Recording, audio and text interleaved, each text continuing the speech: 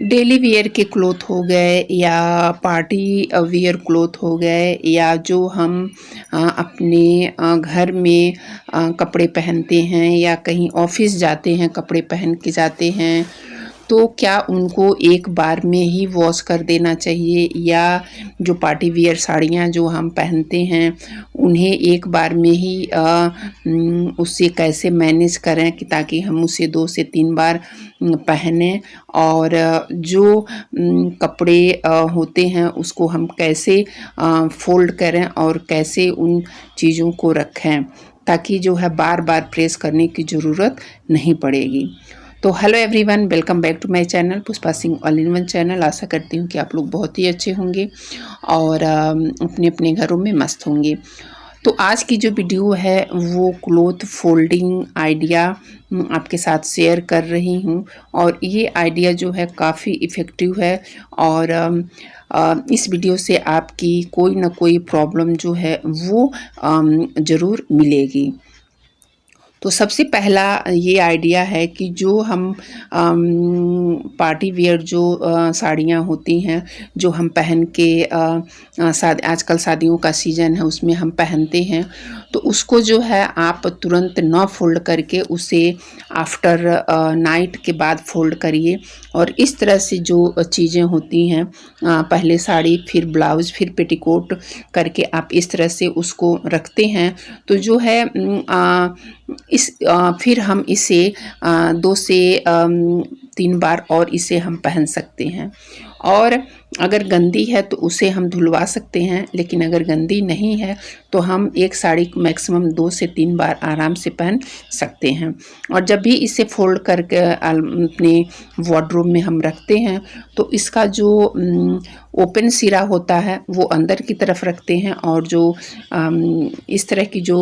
होती है उसे हम आगे की तरफ रखते हैं। तो इससे जो है वार्डरोब में जब हम रखते हैं तो काफ़ी जो है वो देखने में भी सुंदर लगते हैं और सारी जो साड़ियाँ होती हैं वो विजिबल होती हैं, सारी दिखती हैं कि कैसी साड़ियाँ हमने रखी हैं और कैसी नहीं रखी हैं। तो मैं अपनी जो है पार्टी वियर की साड़ियाँ जो है ये लोहे के अलमीरा में सारी रखती हूँ और कुछ जो ऐसे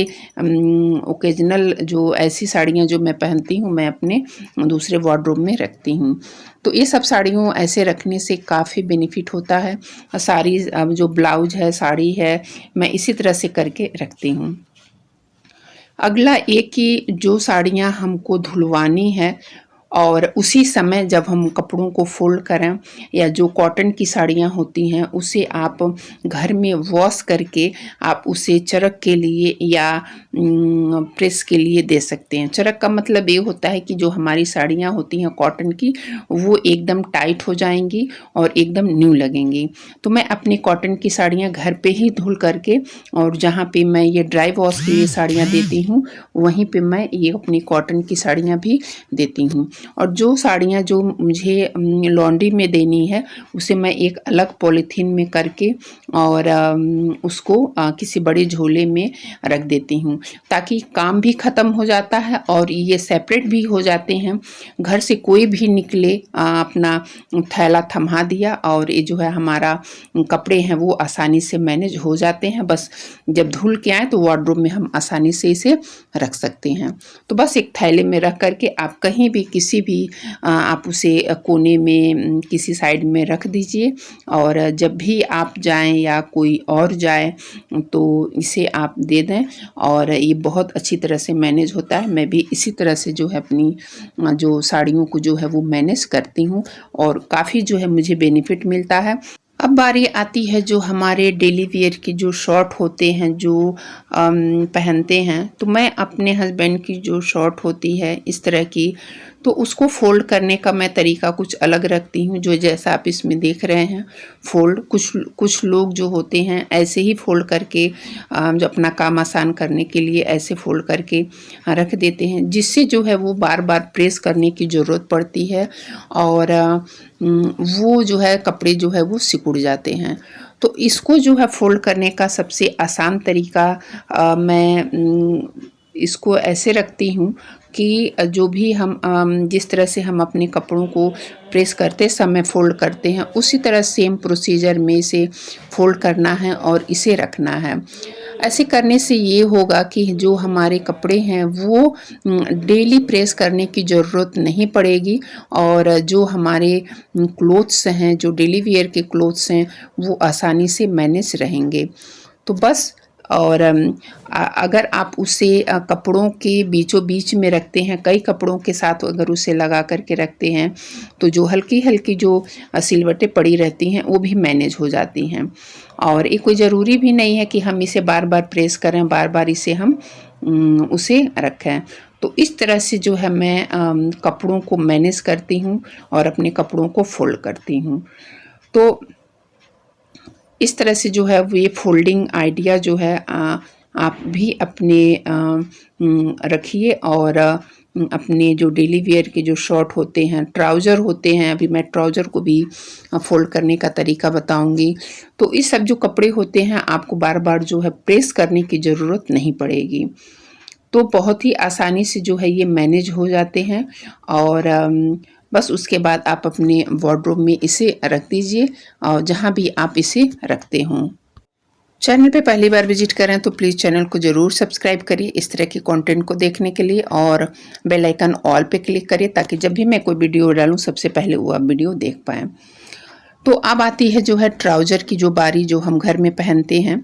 क्योंकि प्योर कॉटन के जो ट्राउज़र होते हैं वो थोड़ा-सा सिकुड़ते हैं, तो एक टाइम के बाद मैं उसे प्रेस करती हूँ। तो इस तरह से जो है उसको एक दूसरे पे रखना है, और थोड़ा-सा इसे टाइटली ही जो है रखने हैं, और जो मियानी होती है, जहाँ पे हमने मियानी फ़ोल्ड किया है, वहाँ तक इसको ले आना है, और उसके बाद फिर इसे ऊपर तक फ़ोल्ड कर देना है। तो ऐसे फ़ोल्ड करने से जो है ये थोड़े से जो कॉटन के कपड़े हैं थोड़ा-सा जो है वो सही दिखेंगे, और जो है इन कपड़ों को बार-बार प्रेस करने की ज़रूरत नहीं पड़ेगी आपको। और इसी तरह से जो हमारे चादर होते हैं, कॉटन के चादर होते हैं, और उसको भी मैं अपने इसी तरह से रखती हूँ वार्डरोब में, और उसको भी जब भी मैं फ़ोल्ड करती हूँ तो इस तरह से जो हल्के थोड़ा-सा टाइट हाथ लगा करके इसे फ़ोल्ड करने का, इस तरह से मैं इसके जो पिलो वगैरह है मैं रख देती हूँ, और चादर को भी थोड़ा-सा टाइट ही हाथ से ही उसको दबा करके फ़ोल्ड करती हूँ। क्योंकि हम कॉटन के चादर बार-बार प्रेस नहीं कर सकते, और ऐसे करने से जो है हमारे कपड़े भी ख़राब होते हैं, और एक टाइम के बाद जो है इसे मैं प्रेस करती हूँ, जब ज़्यादा जो है ये ख़राब हो जाते हैं या ज़्यादा सिकुड़ जाते हैं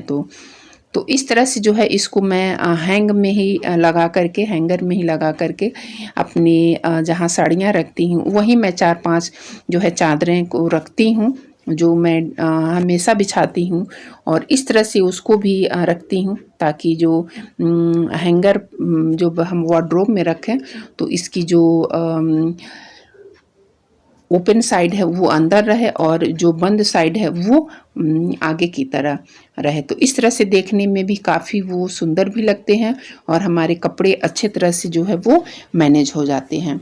तो इस तरह से जो है फ़ोल्डिंग कपड़ों को फ़ोल्ड करने का तरीका बहुत ही अच्छा होता है। आप भी इन ट्रिक्स को अपनाइए और अपने वार्डरोब में इसे रखिए। तो ये देख सकते हैं कि जो ये चादरें हैं मैं यहीं पे रखती हूँ, और 3-4 चादरें हैं, तो उससे मुझे पता चलती हैं कि कौन मुझे बिछानी है। और कुछ चादरें ऐसी होती हैं जो मैं किसी फंक्शन वगैरह में बिछाती हूँ तो उसको मैं अलग रखती हूँ। और जो क्लॉथ फोल्डिंग है, जो कपड़ों में कपड़े को जो साड़ियाँ वगैरह जो मैं फ़ोल्ड करती हूँ उसको इस तरह से ही फ़ोल्ड करती हूँ और उसको रखती हूँ, ताकि जो नीचे